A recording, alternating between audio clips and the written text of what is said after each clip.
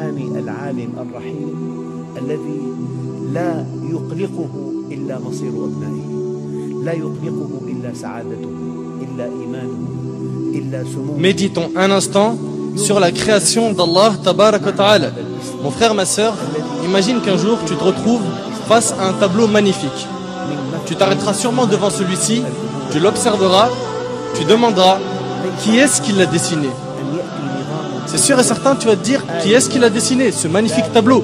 Et tu t'en souviendras longtemps. S'il en est ainsi des tableaux qu'ont dessiné les êtres humains, qu'en est-il des magnifiques tableaux qu'Allah Tabarak wa Ta'ala a créés et qu'il a disposés partout autour de nous? Pourquoi ne pas s'arrêter et méditer sur ces impressionnants tableaux qu'Allah Tabarak wa Ta'ala a créés?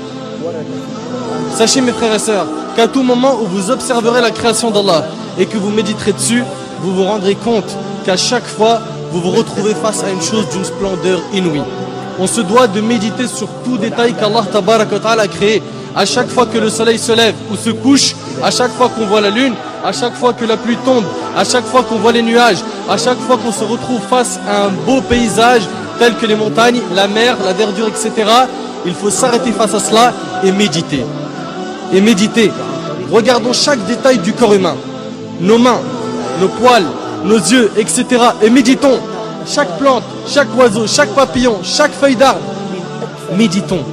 On ne doit pas négliger cette grande adoration qui est la méditation. À chaque fois que l'on observe une invention, on peut reconnaître les qualités de son auteur à travers les détails de cette invention. Par exemple, l'inventeur de l'ordinateur était sûrement quelqu'un de très intelligent.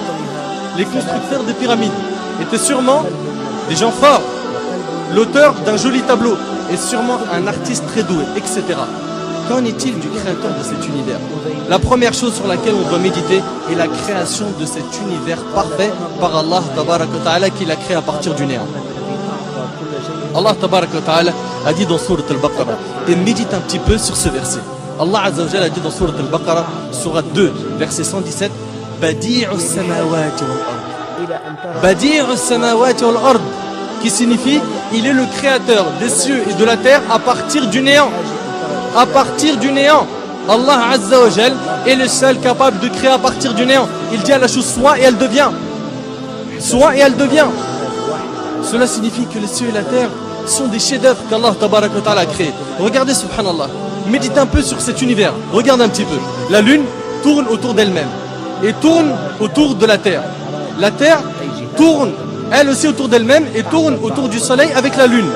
Toutes les autres planètes tournent autour du soleil et tournent aussi autour d'elles-mêmes. Et leurs satellites eux aussi tournent autour d'eux-mêmes.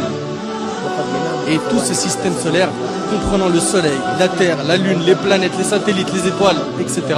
Tout cela appartient à notre galaxie qui est la Voie lactée. Subhanallah, c'est quoi cette perfection? C'est quoi cette perfection?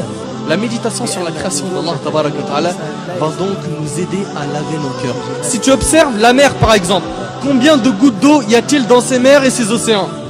Comment cela se fait-il qu'il y a certaines mers qui ne se mélangent pas alors qu'elles se rencontrent? Comme dans le détroit de Gibraltar. Comment cela se fait-il qu'elles ne se mélangent pas? Et pourquoi l'eau salée de cette mer qui s'évapore puis qui se transforme en nuage et nous parvient n'est-elle plus salée? L'eau de la pluie. Subhanallah, ça part d'une eau salée et ensuite c'est de l'eau qui n'est plus salée. D'autre part, saviez-vous que si ces mers étaient stagnantes, elles auraient pourri? Tout cela prouve une chose, c'est qu'Allah Azza wa Jal a tout organisé à la perfection. Et puis dans la mer, regardez la variété et l'énorme nombre de créatures sous-marines. Médite un petit peu sur les poissons. Regarde, subhanallah, leur couleur. Regarde un petit peu comment ils sont, leur taille, leurs yeux, leur mode de vie. Regarde tous ces poissons, subhanallah, ils sont tous nourris. Tous ils mangent à leur faim. Médite, médite, médite sur les montagnes, le soleil, les animaux. L'essentiel est de méditer sur la création d'Allah Tabarak wa Ta'ala. Abu Sulaiman, rahimahullah, a dit, habituez vos yeux aux larmes et vos cœurs à la méditation. Habituez vos yeux aux larmes et vos cœurs à la méditation. Mes frères et sœurs, je sais que cette adoration était ignorée par un grand nombre parmi nous. Faisons-la revivre afin d'améliorer notre relation avec Allah Tabarak wa Ta'ala. Et je termine en demandant à Allah Azza wa Jal de faire de nous des pieux qui réfléchissent et qui méditent sur la création d'Allah Azza wa Jal. هذا ما أعلم والله عز وجل أعلى وأعلم سبحانك اللهم وبحمدك أشهد أن لا إله إلا أنت أستغفرك وأتوب إليك وبارك الله فيكم وجزاكم الله خير والسلام عليكم ورحمة الله وبركاته. من أجل أن تعرف نفسك.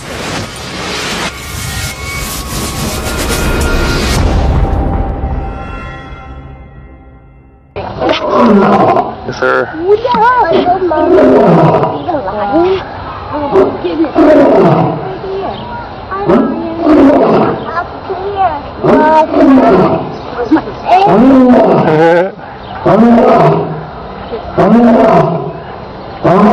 King of the jungle.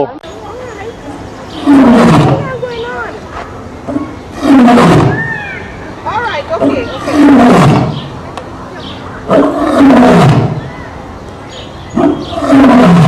One of the kids are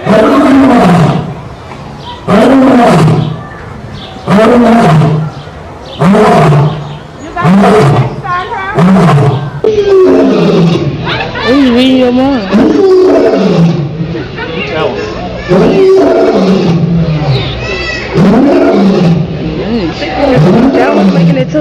صحت له الوجوه ذليلة عانية وحذرته النفوس مجدة ومتوالية.